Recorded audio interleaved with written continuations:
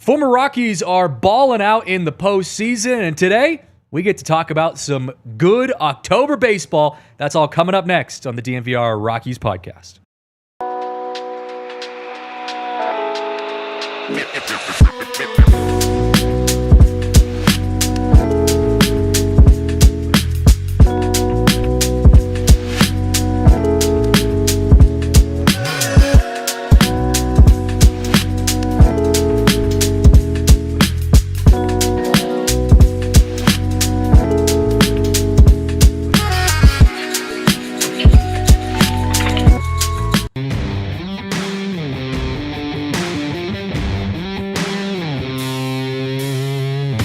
What's up, everyone? Welcome in to the DNVR Rockies Podcast, presented by Bet365. Download the Bet365 app. Use code DNVR365. Place a bet for $5. You can get $150 back in bonus bets. We are live from the one and only Toyota Lounge.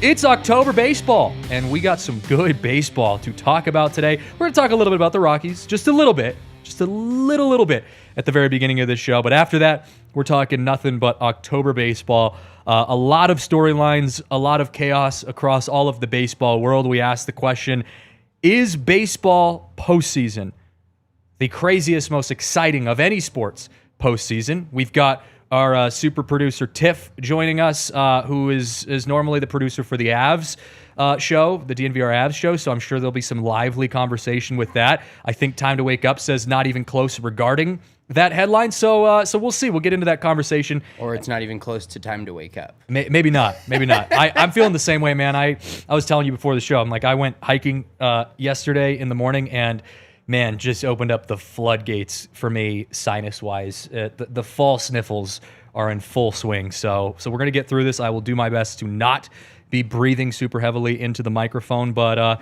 yeah, we got a good show. And like I said, we're going to start by talking a little bit about the Colorado Rockies, because we got our first, I don't know if it was news, but maybe a rumor. Let's classify it as a rumor. First official rumor of the Rockies front office search. I believe it was John Morosi put out on a tweet, a couple days ago, saying that Thad Levine is rumored to be at least interested in the Rockies front office role, specifically the president of baseball operations, which if you guys heard us talking about it on Wednesday's show, our emergency pod, I actually said I did not think the Rockies were going to be looking for a president of baseball operations. From the way that tweet was crafted, it sounds to me like the Rockies are going to be looking for a president of baseball operations. So that's a good sign, just that alone, regardless of what you think about Thad Levine. But the ball is officially rolling in the search for this new front office. Yeah, and I think the positive part about this, like we were kind of under the impression that it may just be a new GM, but I think the positive part about this is if the Rockies, their decision making has been less than stellar for a long time now, right? And if you hire a president of baseball operations, that means you and I'm speaking for Walker or for the front office, they only have to make one good decision. And then if they make one good decision, Thad Levine or insert X player or X guy here who is going to be the president of baseball operations makes the rest of the decisions, the GM, the manager, all this stuff. So looking at it in a positive light, if you get that one decision correct, that one decision will then parlay into if that guy's good, it'll be hopefully a good choice of GM, a good choice of manager, a good choice of players, and kind of cycle down that list instead of the Rockies trying to hire a president and then potentially trying to hire a GM and then decide to hire a manager, which the last couple of years, all of these processes have essentially failed. So I'm confident that if they hire one guy and that one guy is the right guy for the job, which we won't know for multiple years, but we can be hopeful the second that line is signed and we know who the president of baseball operations is for the Colorado Rockies, we can start having some confidence that we're now putting our trust into this guy's basket. It's still the Rockies' basket, but we're not necessarily worried about the Walker Monforts of the world and sure, all these other guys of can they make another good decision and hire the right guy to be the GM now? Yeah, it's obviously also all assuming that the Monforts in general, whether it be Walker or Dick or both of them, give X person the agency to make the decisions, to be able to actually take control and say, hey, you're hiring me for this reason. Let me go out and run this thing the way that I think it should be ran. I wanted to ask the question, though, how long do you think this process should take? Because the rumors are starting to circulate already. We already see Thad Levine's name get tossed out there. I don't want to spend too much time talking about him specifically. If you missed our show on Wednesday, go back and you can hear a little bit more about like his experience that's put him in this position to be a candidate for this role. But how long do you see this taking? At what point are we concerned? Because we do also have to have an entire offseason of building a team and getting ready for 2026. At what point are we concerned if no decision has been made? I'm in the like week to 2 week process. Like the playoffs are still going on full swing. Yesterday there was, you tweeted end of an era. Sam Hilliard has elected free agency. Keston Hira. So players are now just selecting free agency or deciding to basically take their talents elsewhere or see if they can get a deal elsewhere. So there's not a ton like at the end of the World Series. If there's nothing by then, I'll be really panicked. But as of right now, I'm 1 to 2 weeks of all right. Let's see how let's see how it plays out, because let's be real here. If we want this new GM and new president of baseball operations to build a winning team, I kind of want to see what a winning team in every year it looks different, but what a winning team in 2025 looks like. Because as we've seen through the playoffs, and we'll talk about the playoffs, there's a lot of good pitching out there, which the Rockies clearly don't have. And there's certain players that got signed as free agents that are making huge plays for new teams. There's draft and development teams like the Brewers that have, they haven't played a game yet, but they earned home field throughout the whole playoff. So it's kind of interesting to see the dynamics of the teams still left and try to build off of that. And still small market teams left, like the Mariners, like the Brewers. And you can build your team around what they've clearly had success with and see what that's about. And also, I don't mind waiting if they're going to poach from success. An Andy McKay from the Mariners, a GM from the assistant GM from the Brewers, teams like that. Like, wait for all potential candidates and give yourself the biggest cast, the widest net you possibly can for these guys. And so I'm not going to panic really too much until after the World Series is over. Yeah, so I'm going to lean more towards that, and I see Scott's comment, and I agree with him as well. I'm going to go back to what you said to start this whole conversation, where you said if the Rockies can implement a very good president of baseball operations, it kind of takes care of everything else under that umbrella. So if the Rockies are going to drag their feet and take their time on something, I'd rather it be this. We all know 2026 is not going anywhere for the Colorado Rockies. There's possibly a lockout looming in 2027. So in reality, I really only care about getting this figured out this offseason. Yes, they need to do more than just that, but that is my number one goal, is figuring out who your president of baseball operations is and who is going to be your new GM. Everything else besides that is kind of white noise to me. So if the Rockies take a while I'm sure I will get a little nervous at some point, I'm okay with that. I want them to do this the right way, get the right person for the job. I'm okay if they take a month or two to figure this out. I do think it'll go pretty quick once the postseason is done. I think once the World Series is wrapped up, I don't think it'll take too long, because the Rockies do need to figure out what they're doing for 2026. You got to sign some veteran free agents. You got to get your lineup figured out for the next year. But I'm okay with them taking some time. So whether it's Thad Levine or Andy McKay or insert X name here, it's going to be a storyline we continue to follow. But we got to change gears here. Let's go to some postseason stuff. We're going to start and finish up this first segment of the show before we get into the rest of the show with our bracket update, because we are officially through the wild card series. Let's start with our good friend Spencer's bracket update. I hate how much you enjoy this. I'm really enjoying this. Can we put this up on the screen? I actually went through the liberty of crossing out the incorrect teams. This was Spencer's bracket, as you can say. He posted this a few days ago before the wild card got underway. And like any smart baseball mind, he had the Cleveland Guardians not just beating the Tigers, which, you could have argued they'd beat the Tigers, but then beating the Mariners and beating the Jays to go to the World Series, where they would in turn lose to the Phillies. You're obviously not feeling too good about that today. No, I've got one of my World Series teams is already out. If this is like a March Madness bracket, my Final Four is already cooked. You had McNeese going into the Final Four. That's what's going on. Yeah, I really hoped and thought that the ride of coming back from 15 and a half games down in the middle of the season to said Tigers team. Basically, the Tigers yesterday, I'm going to, qualify my picks a little bit here yesterday. The Tigers had the worst record in September for any team to win a wild card series in the history of baseball. So I was going off history. History doesn't repeat itself in this instance, and the Cleveland Guardians are out because their offense looks absolutely terrible. And I guess a lot of these offenses, the Padres offense screwed me. I should have just taken the Cubs, but I'm happy for the Cubs as much as I didn't want the San Diego pick. I just felt the San Diego pick. Yeah. And now, like, if I could re-bracket it, it's kind of funny because we haven't seen, we know Philly's going to be rocking and they've had postseason success in the past. We have no clue what the Toronto Blue Jays are in the postseason. We have no clue what the Mariners are going to be in the postseason. And we really don't have much of a clue of what the Brewers are going to be in the postseason. So it's setting up for a fun DS series. But looking at this bracket now, I still feel confident in the Phillies because of how well-rounded their entire team is. They're murderer's row of a lineup. They've got great pitching. They made some bullpen moves at the deadline. But yes, I'm still betting against the Dodgers. The Dodgers are very good. We know that. But they got an absolute pass in the first round playing the Cincinnati Reds. True. And I was hoping that there would be some little bit of magic from our team over in Cincinnati.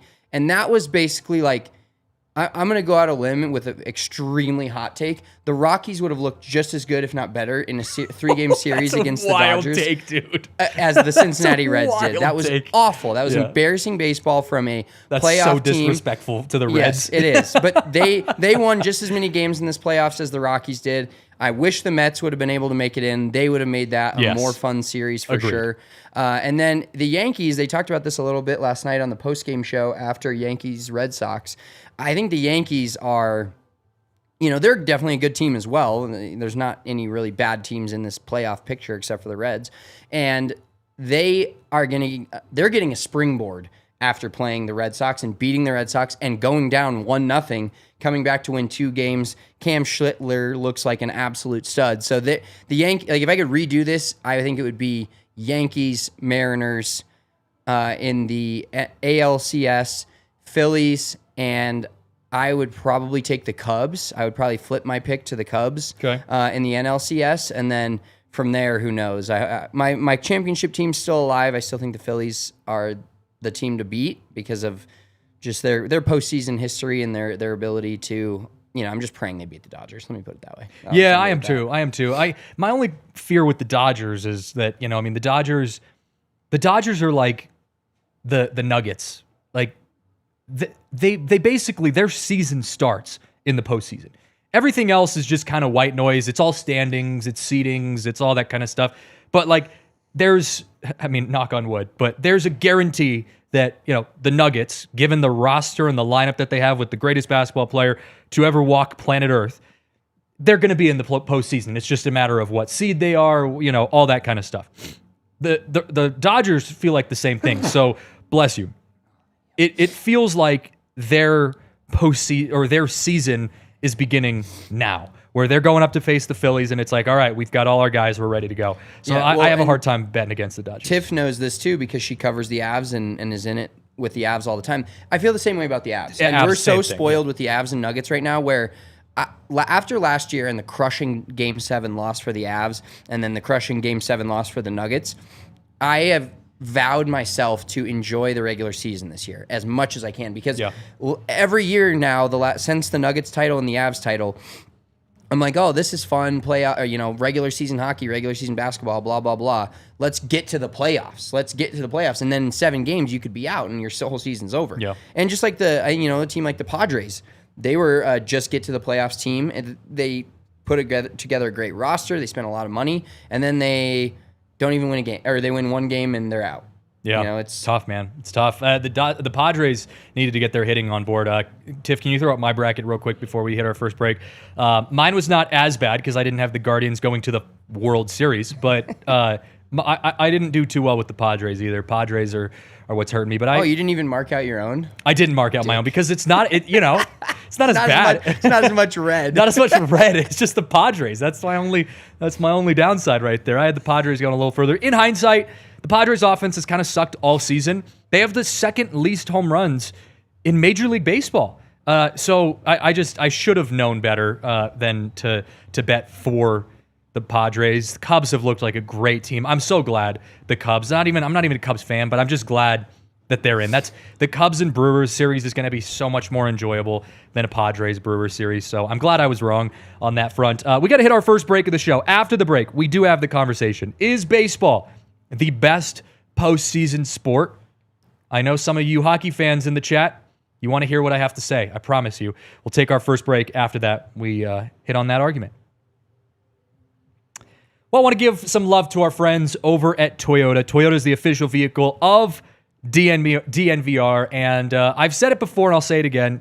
When you live in Colorado, you got to be prepared. You got to be prepared for anything that Colorado has to throw at you, whether it's the roads, whether it's the weather, anything like that, or even just going on long road trips. You want to get up in the mountains. Like I said, I went hiking yesterday, drove up into the mountains. I didn't even go that far, and my God, the traffic was insane, and people out there trying to look at the color of the leaves. It's crazy. So you got to make sure you have a car that can take care of you, and Toyota is the perfect place to go for that. They have so many different options that can get you wherever you need to go. And no matter what the environment is like, whether it's snowing, whether it's hailing, whether you're going up, on the side of a mountain and you need a car that's got good all-wheel drive, well, Toyota's got you covered. They've got 17 available models with all-wheel drive, four-wheel drive, like the Epic 4Runner, my personal favorite, my new car, the 2024 RAV4. So many choices. They've also got hybrids. They've got anything that you could possibly want in a car, and they are reliable. They last forever. I'm currently selling my old Toyota since I just got a new one. It's got 250,000 miles, and it's still a great car. So, like I said, be sure to visit your Front Range Toyota stores at a location near you. AutoNation Toyota, Arapahoe and Centennial, Corwin Toyota in Boulder, Groove Toyota in Littleton, Mountain States Toyota in Denver, Stevenson's Toyota Eastern Aurora, and Stevenson's Toyota West in Lakewood. Toyota is the official vehicle of DNVR.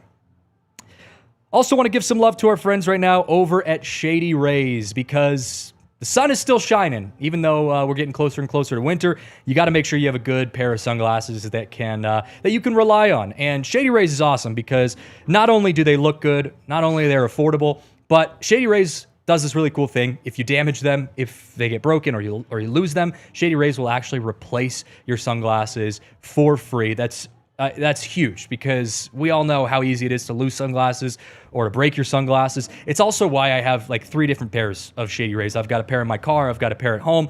I've got a pair here in the office. You can't go wrong with Shady Rays. They've got polarized sunglasses. They've got different styles, different colors. You can customize them. Seriously, so many different cool things about Shady Rays. So right now we've teamed up with Shady Rays to bring you an exclusive offer. Head to shadyrays.com, use code DNVR for 35% off polarized sunglasses. Try for yourself the shades rated 5 stars by over 300,000 people. Real quick, side note, when I was finishing the Toyota read, I did not write out the little call to action where it lists out all of the Toyota dealerships there for a second. And I had to do the first half by memory as I was pulling up an old one. The panic level was rising there for just a little bit. I didn't even notice it. That's how good you are. I've done a few of them, but Mountain States Toyota and Greeley. I know two. I know the Groove Toyota in Littleton because I went there. Yep. That's where I got my truck from. Exactly. I know. There's a lot of them. A lot of Toyota options out there.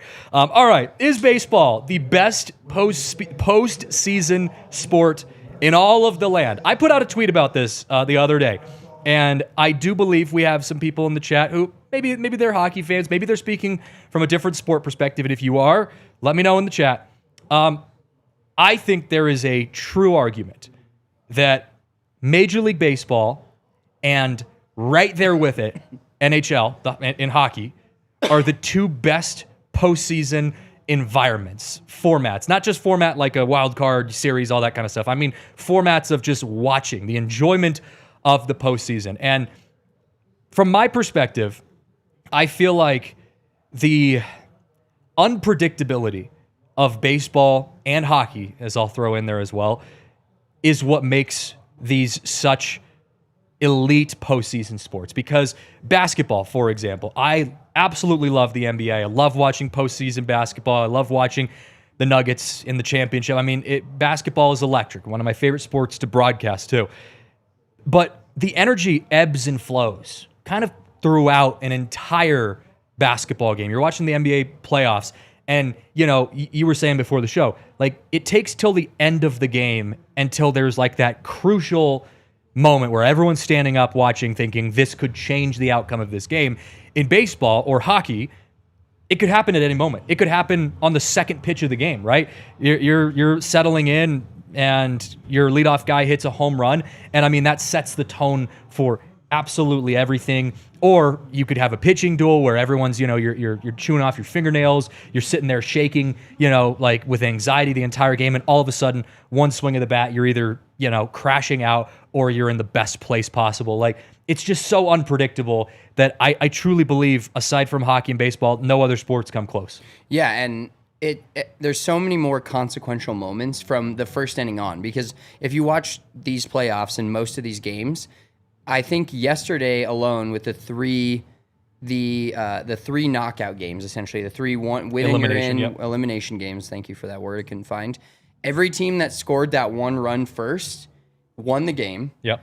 And then that one run was theoretically almost all that they needed. Now, there was some scoring late, like the Guardians tried a failed comeback late. But even being down 6-1, the Guardians get 2 runners on, you have no outs, and it can snowball very, very quickly. In other sports, when the Nuggets get up 12-0 in the first quarter, they got to hold on for 45 minutes. And it's like, there's the other team's going to go on a 10-0 run. The Broncos, perfect example. The Broncos scored a unbelievable deep touchdown in their playoff game against the Buffalo Bills. Yeah, first drive. To lead the game off. Didn't matter. They got blown out, you know? So, and it's not perfect with baseball every single time. You don't just score first and win, but it's felt so consequential for each team to score first. And once that, especially watching my Guardians, who I've been rooting for because of my bracket, when they were down 1-0 yesterday, I was like, yep, it's over. And then they tied it just 1-1, just got one simple run, and I'm like, oh, if they can hang on for another 3-4 innings,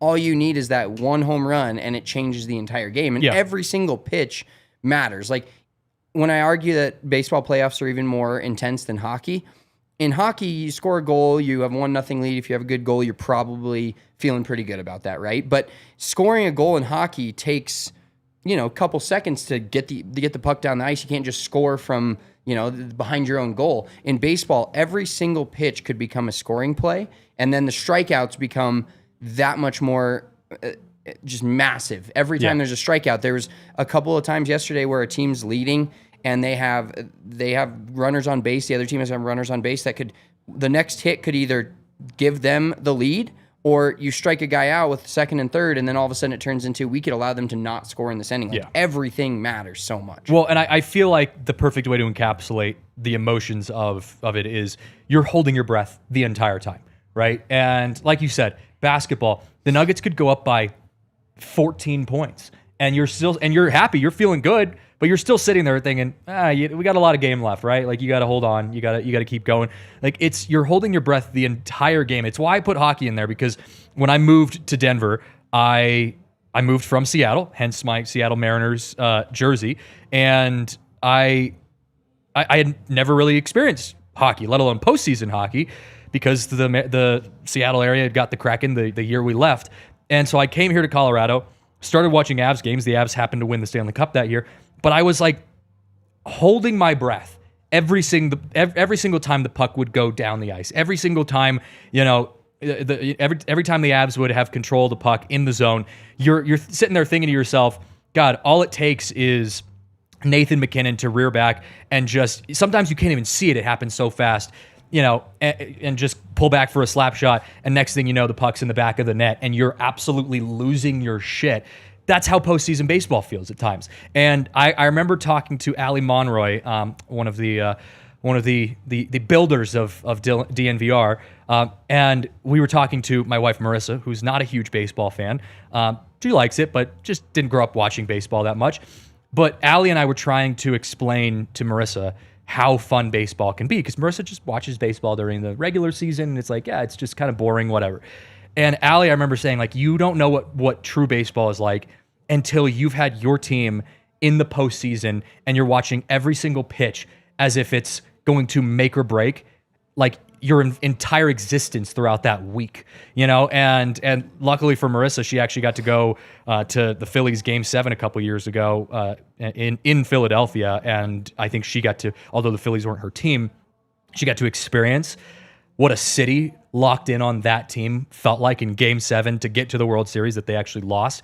But like, you see that, I mean, you're standing up the entire game. Fans are just locked into every single pitch, because it one pitch can make or break your entire season. Yeah, it can change. The game can change at the drop of a hat, and you may not. Sometimes, I think there was a comment earlier. Oh, Cole Bassett's left foot. It's only in the postseason where a guy batting .211 can become a folk hero. Exactly. You totally in the span of a game.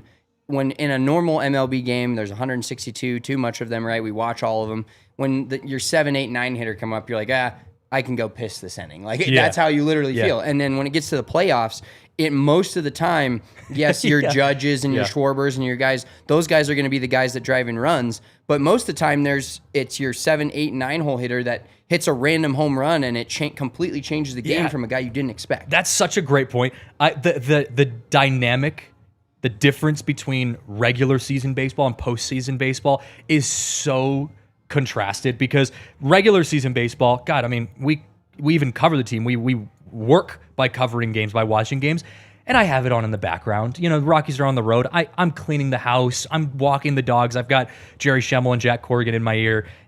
It's casual. It's background noise most of the time. Postseason, you're watching every single pitch. You're not getting up from your seat. I'm actually glad we have a day off from baseball today, because I'm literally trying to schedule all the chores that I haven't done this week, because my entire days have been just sitting watching baseball. Aside from yesterday morning when I went on a hike, I've just been watching baseball nonstop. But if the Rockies were good during the regular season, you don't think you would?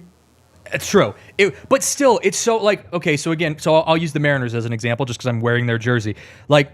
It's such, it ebbs and flows so much. There's times where, the Mariners were atop the division and early in the season, and you were thinking, hey, the Mariners are in a good spot. And then the Astros come and take over that, and the Mariners are down, they're in the wild card, but they're down 4 games in the division. It's just, there's so many games that you can still, even if your team's good, you can kind of check out, especially in some of the toss away games against the Marlins or against the Rockies, those kind of games.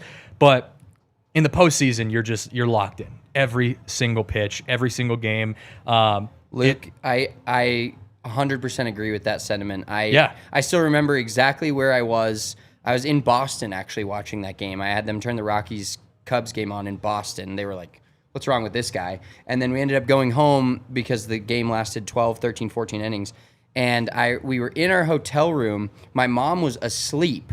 We were watching the game. She was asleep in the hotel room, and that was when I had first gotten an Apple Watch, and I checked my heart rate after Tony Wolter's base hit up the middle, and it was at 145, and it was 1 a.m. in a hotel room, quiet. We couldn't yell, but we ran down the hallways, and my brother and I, who's coming back to be a Rockies fan, hopefully, but at the time we were both all the way in, and that game, the anxiety from those games is unbelievable. And even just watching as a fan right now, and I've definitely put some bets out there. I hit a Yankees parlay, or no, not a Yankees parlay. Hit my Cubs parlay yesterday. Boom. But watching the game, betting on the games, using the Bet365 app, and then just the anxiety that you feel for these teams that play so many games. And we'll kind of get into the postseason and the teams not getting home games and all this, but the Padres worked so hard all season. They're 1 game off of winning their division and having a bye. They end up losing. They end up going to Chicago for 3 straight, winning a game. The roller coaster in the last 3 days, and now you're at rock bottom. You're literally crashing out because you built this insane team. You were 1 game away from winning the division, much like the Rockies were in 2018, and then they ended up going on and beating the Cubs. But it can change in a 3-day span from we might win the World Series and the Padres have never won one either, just like the Rockies, and change the entire franchise outlook, or we can lose this game like the Padres did yesterday and they're done. Yeah, 100%, man. It's postseason baseball is unlike anything truly in all of sports. And I know we're biased. I know we're baseball guys. That's why I threw hockey in there, because I agree that hockey is up there with baseball from a postseason perspective, but also I got to give myself a little bit of, I got to build some trustworthiness to the non-baseball fan bases out there. But I truly mean it. Like, it's football, basketball, just don't come close. The only other postseason format in all of sports that comes close energy-wise, in my opinion, is March Madness. I think March Madness can be, and it's because of usually it's because of the upsets. It's because of the McNeese type schools upsetting Virginia. School rolls in as a 1 seed and doesn't even think about losing that game, and then it happens, and it's all of a sudden an insane story that this team, since they beat a 1 seed or a 2 seed, now they can beat anybody in their way, and nobody knows whose this team is. And the format of March Madness is set up in a way that is so unique. I mean, it's just a huge bracket, right? And so we all have our brackets.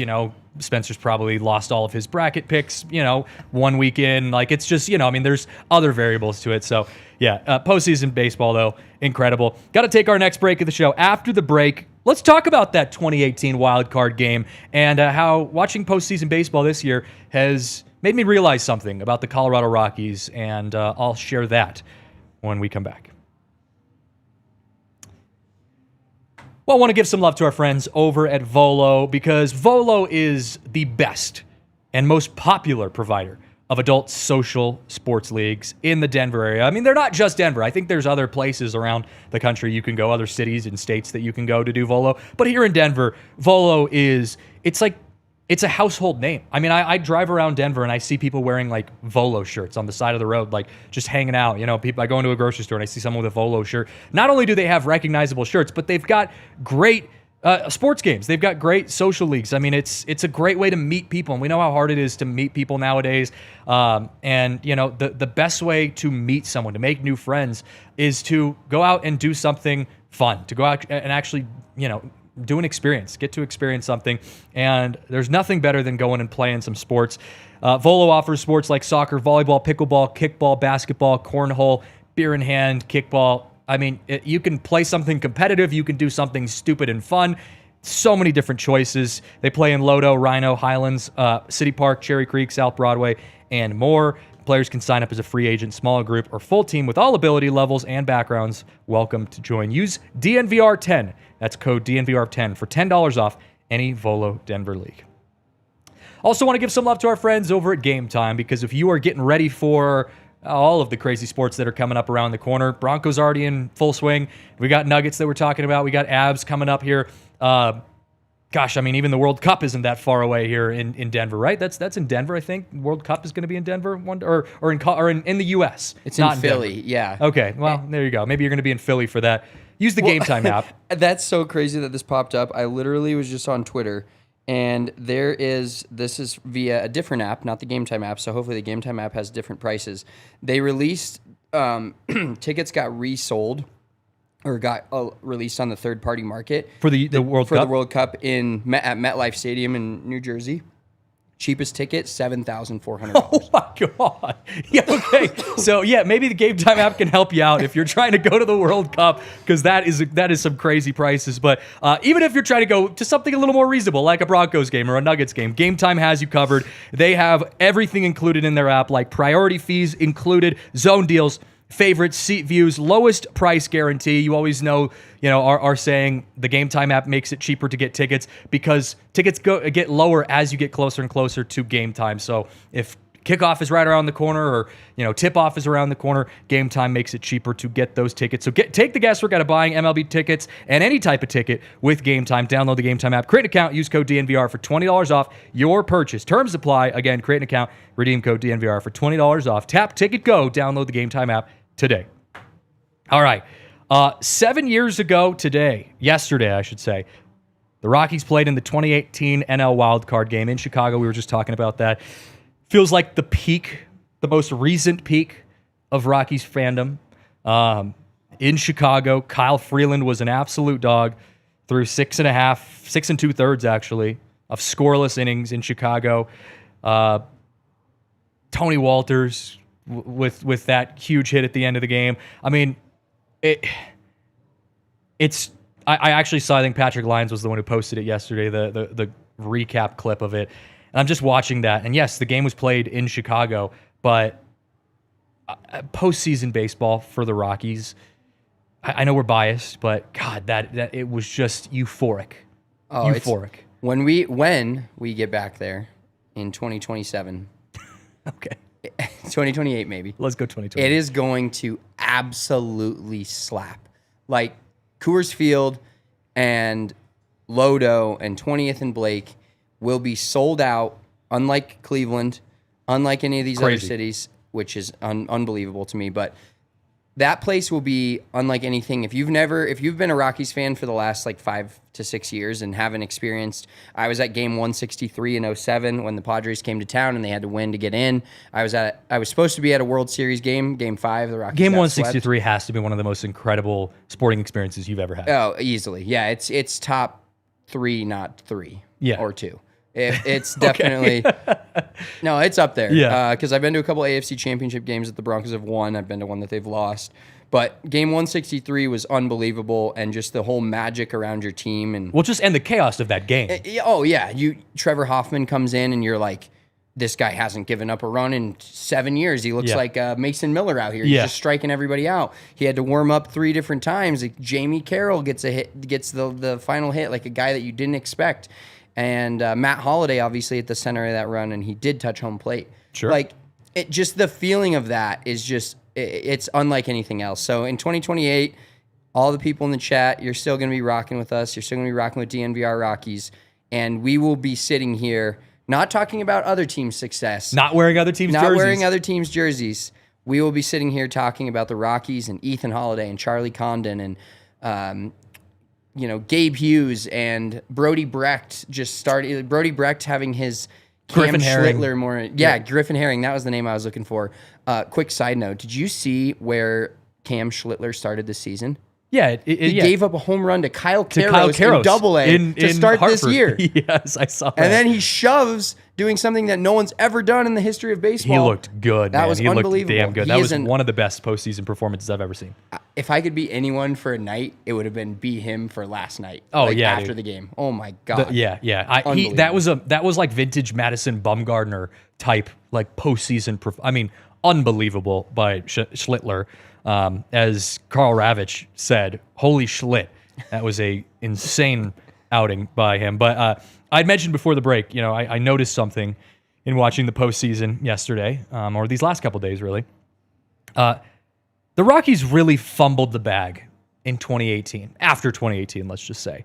Because you look at Ryan McMahon, and Ryan McMahon isn't the greatest baseball player on the Yankees. He's a great defender, as we obviously saw.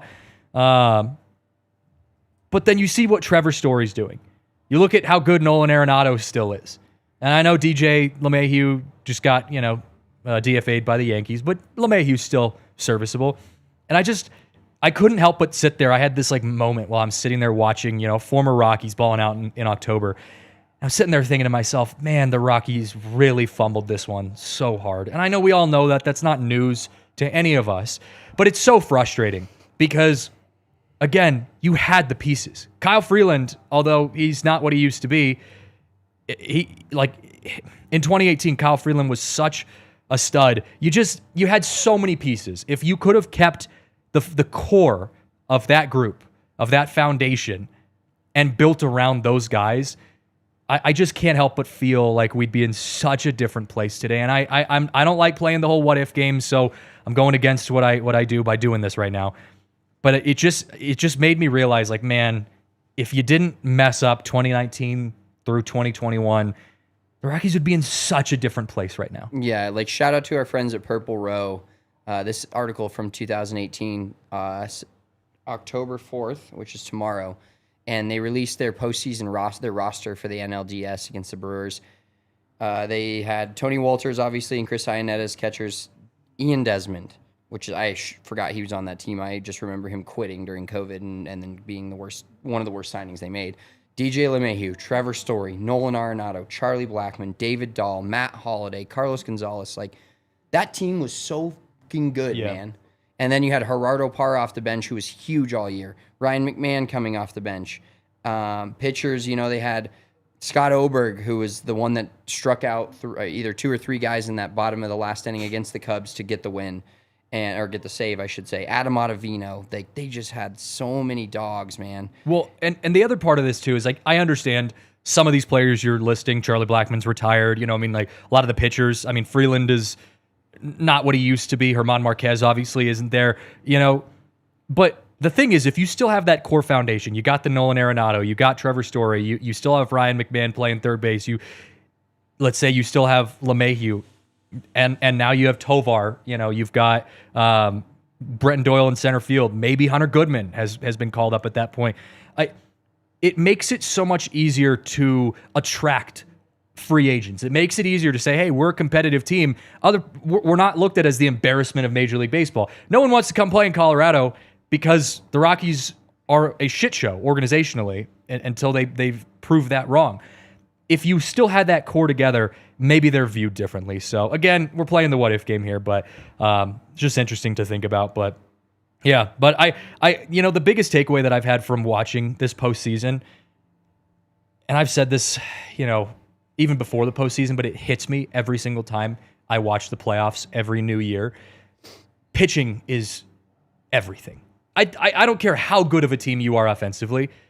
Every single team has a Tariq Skubal, a Schlittler. You've got, a Pavetta. Every single team has that guy. And a lot of teams have 2 or 3 of them. Your Mason Millers, you go down the list. George Kirby's, every single team has lockdown pitching in the postseason. And if you don't, you get Cincinnati Reds. Yeah. And even the Reds had Hunter Green, who's a good pitcher. Shelled. And he just got shelled. Yeah, the Rockies have one of those guys, and his name is, on the current team, his name's Jimmy Hurd. But a 7th, 8th inning guy that throws 93 and just has been a dog all year. Is it enough to get it done? Crafty. Yeah, no, and the Rockies, I'd like to believe that Kyle Freeland has the mindset. If Kyle Freeland was pitching in the postseason today, I'd like to believe that he has such an intense mindset that he would give you a good start. I can't say the same about any other pitcher on the Rockies roster. Maybe a Chase Dollander road start. I think Chase has the stuff to be good on the road. He obviously showed that with a sub-4 ERA. But, God, you watch the postseason, and, yeah, offensively the Rockies aren't anywhere close either. But pitching, you're just like, holy shit. Rockies don't even have a piece of that yet. Yeah, and the perfect example of that year, as Felix said, the Rockies got no-showed the Brewers series. I went to Game 3 of that series, so Rockies were already down 2-0. They needed to win Game 3 and obviously 4 and 5 to move on. And I'll never forget Yolis fucking Chacin, who was terrible for the Rockies. And if you've been a Rockies fan long enough, you know the story of the guys that were terrible for the Rockies. We could do maybe that's part of one of our offseason pods. It's just like old Rockies that are now just balling out, because the list is so long, we could probably do an hour show on it. But Yolis Chacin came back to Coors Field and absolutely shoved against us. I remember there was like 1 or 2 big hits by the Brewers, and that was it. And it's at Coors Field. We had a look at. I just read the names off. That offense is sick, and especially 6 years ago, 7 years ago, sick. And you couldn't score multiple runs against Yolis Chacin, and then the Brewers shut down bullpen, and you left that NLDS with no wins. Yeah, crazy, man. Postseason baseball is. It's a very unique experience. I have a debate I want to get into for our last segment of the show. We got to pause for just a quick second to take our last break on the show. But after the break, how do we feel about the wild card format? Because I posted a controversial tweet yesterday that got some love, but also got a lot of hate. And I basically made the argument that I think if your team makes it to the postseason, even if it's just a wild card, you should get at least one home game. That the fact that the wild card format is 3 road games for, the lowest seed team is not good for baseball. That's the argument I'm going to try to make. We'll talk about that after we pause just for a quick second. Okay, we're back. I got more hate than I expected on this one. And again, I'll make the argument. I think if your team makes it to the postseason, even if you're the lowest seeded wild card, and you're playing a 3-game series, I understand that it is a logistical nightmare to go game 1 at the top seed wild card team's stadium, and then get on a plane, game 2 at the visiting stadium. I understand that's a logistical nightmare. I also understand you can't delay because that's not fair to the top seeds who are waiting, like the Mariners, the Brewers, the Phillies, those kind of teams that are waiting to play because you don't want that big of a break in between. So I get the logistics of it, but it feels wrong to me that the Tigers, for example, or even let's just say the Reds, a bad team who just snuck into a wild card, that they didn't get to play at least one game in front of a home crowd. And maybe that's just the Rockies fan in me saying one day the Rockies will most likely sneak their way into a wild card as the bottom seed of the wild card. And I'm going to be pissed that we don't get to see at least one game at Coors Field. So maybe that's the lens I'm looking at this through. But am I wrong to feel that way? Well, no. Hopefully we can build the DNVR budget enough with not traveling that we can save it up for that and go to... I don't think that's how that works. Go to LA or go somewhere for that to watch the Rockies get eventual Rockies series. But no, it's a terrible format. And yes, I get you. Like, there was a tweet earlier that I saw that was like a great job by the MLB not having any games on a Friday night when there's no other sports on tonight. Yeah. No, there's a few inconsequential college football games like there is every Friday. But how do you not have a game tonight? And yes, you had Red Sox Yankees. I taught my son the vaunted double screen. We had Red Sox Yankees on on the computer next to his his high chair, and then we had football on the big screen. Is he aware that the teams he's watching are not the Rockies? Yes, because his nana on my wife's mom is a big Yankees fan, so she's gotten him to say Rockies is always first, but he says Rockies. No, Rockies, Yankees now. Oh, no. And so, because we've taught him, like, terrible. He wants to watch the Rockies every day. And I'm like, buddy, the Rockies are done. But we can watch the Yankees. We can watch baseball. And so he's like, Yankees now. How do you explain, how old is Sawyer? 2. How do you explain to your 2-year-old that his favorite baseball team, the Colorado Rockies, lost 119 games this year and were eliminated from postseason back in June, basically, and now he has to go watch the Yankees, the Dodgers, and other teams play? Well, I basically tell him October, no Rockies baseball.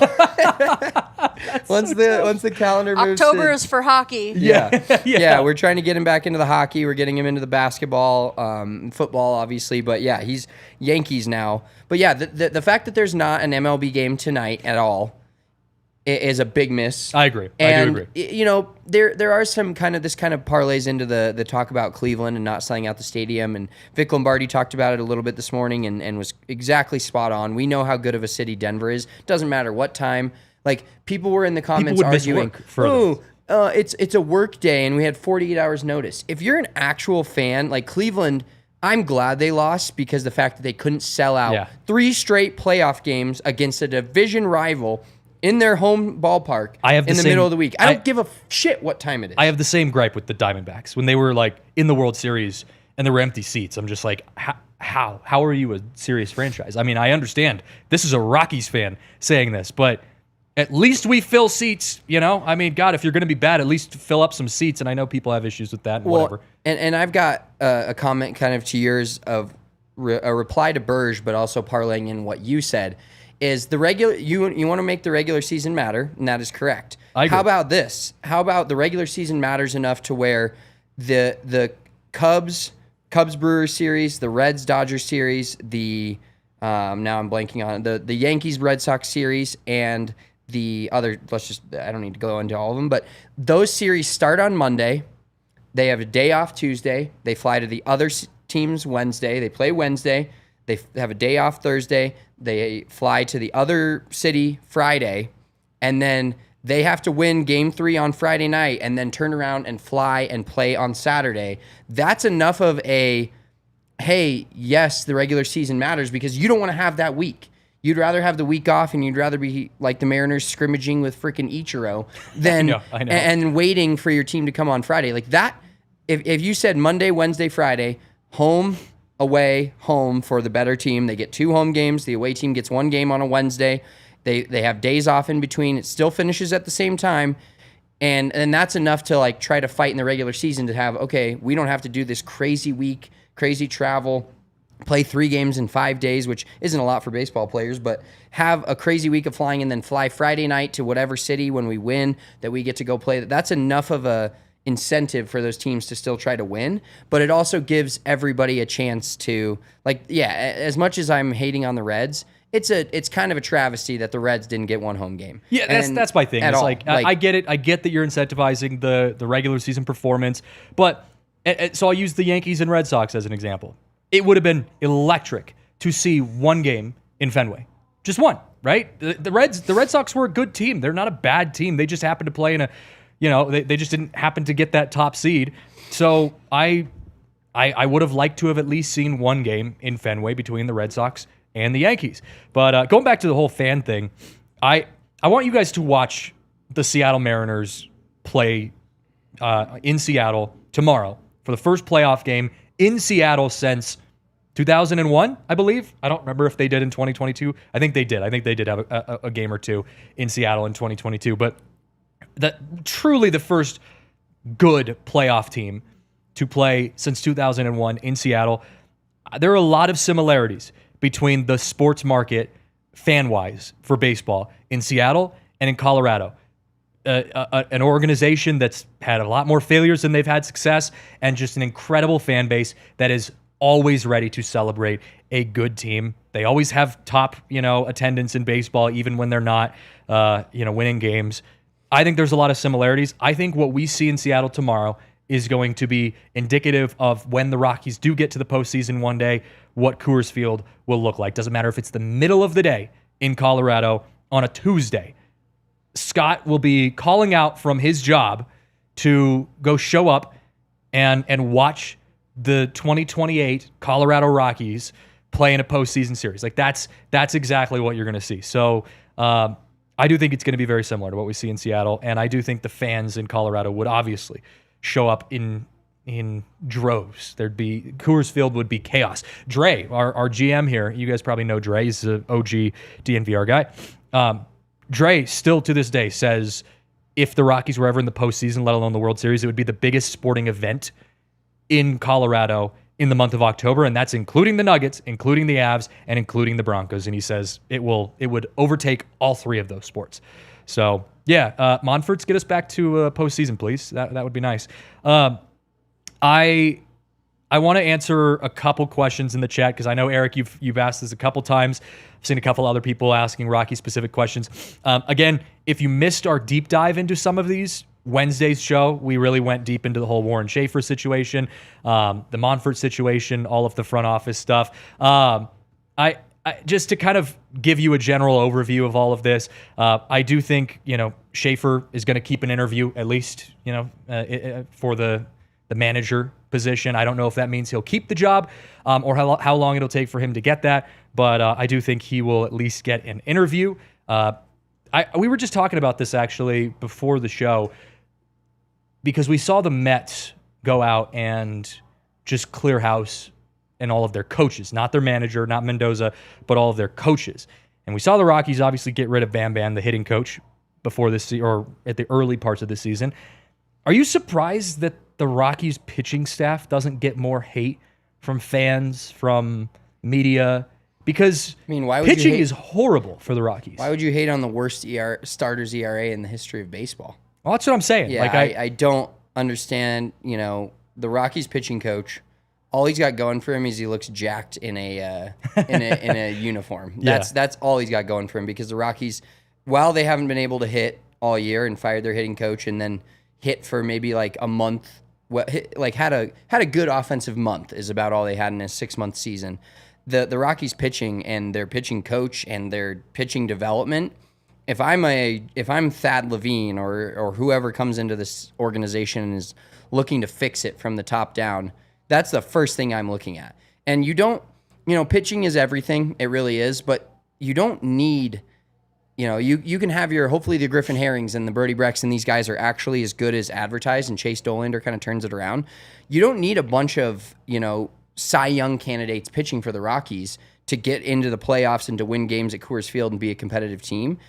Now, we can worry about winning in the playoffs once we start to even remotely think about getting there. But step one of this is to build a competitive team that plays meaningful games in September, and you don't need these Cy Young level guys. Yeah. You need a bunch of guys with 3.5 to 4.5, maybe up closer to 5 ERAs that can give you enough good starts and stay healthy for a whole year to be competitive. And that's the starting point.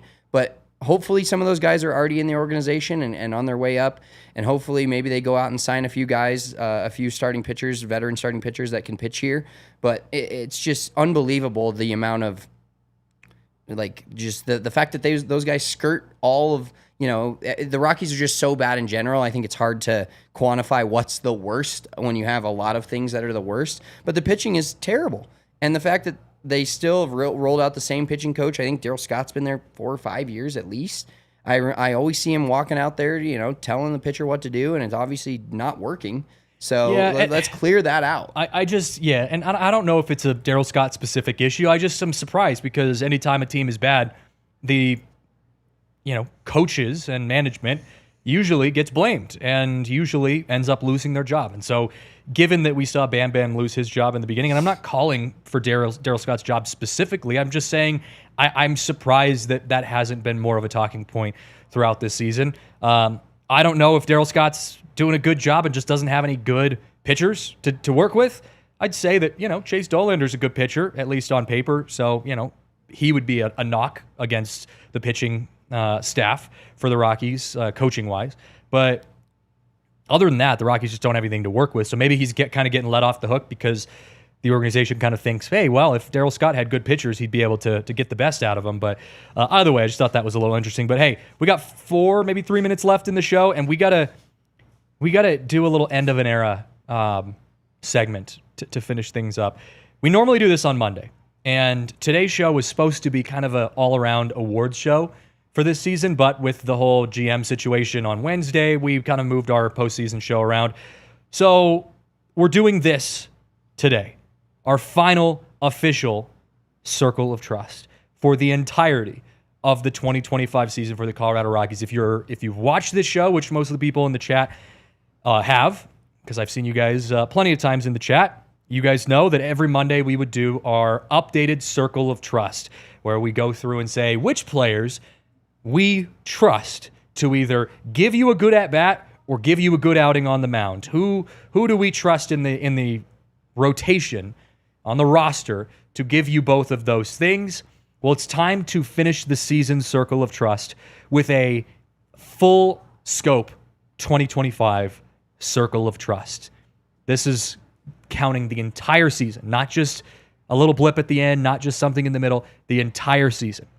So I want to ask you first, if you had to give away your first honor for Circle of Trust for 2025, who would it go to? I think I have 3 guys total. Okay, 3. We got to start with our boy Hunter Greitman. Okay. All-star, taking on the catching position, not being a natural catcher, not doing that his whole career. Hit 30 bombs, was a constant in the lineup, had a few minor injuries, but nothing where you're like, he's going to be out for a month. Yeah, like no, he was healthy. The Tovars, the Doyles, there was a lot of issues just beyond the field for this team this year. So Hunter Goodman, he's firmly in that Circle of Trust. And then my other 2 guys, Jimmy Herget, unbelievable season from him. He is firmly in the Circle of Trust. And then one that Scott was reading my mind here. I thought it may be a little bit of a surprise, but Mickey Moniak. He had, for what we thought he was going to be, another Rocky signing of a random ass, washed up player. Mickey Moniak was there all year, hitting from the left side, hitting bombs, playing pretty good defense, spelling Doyle, playing right field. Mickey Moniak as Circle of Trust end of the season for sure. All right. Just real quick, for those of you watching on our television networks, we are heading into overtime here, so head over to thednvr.com to continue the conversation. Again, anyone watching on television, keep up with our conversation on thednvr.com, or if you're watching on YouTube, just stay there, and we'll keep this thing rolling. All right, so those are pretty good ones. I'm going to be very critical here. I'm going to be very, very critical. Is your circle empty? No, God. Yeah. Breaking news. Breaking news. No Christian's one circle. in the circle of Christian's trust. gaping circle is completely empty. A gaping hole in the circle of trust. It's just a black hole of nothing. No. I'm going with Hunter Greatman. Hunter Greatman the consistency was incredible for Hunter. He never really had a bad month. Like, yeah, his catching was iffy at times, but offensively he was always good. Yeah, he'd have some ups and downs throughout the month, but every month he finished with a good month. And he never got hurt. So Hunter Goodman is the number one Circle of Trust honoree.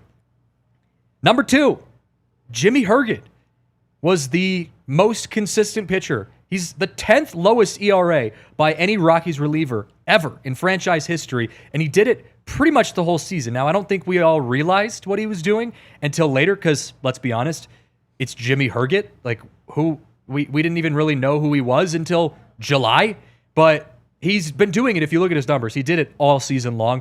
He is a Circle of Trust through and through, Jimmy Herget. And that's it. 2 guys. Yes, Mickey Moniak had good moments, but he was not always good. He had bad moments too.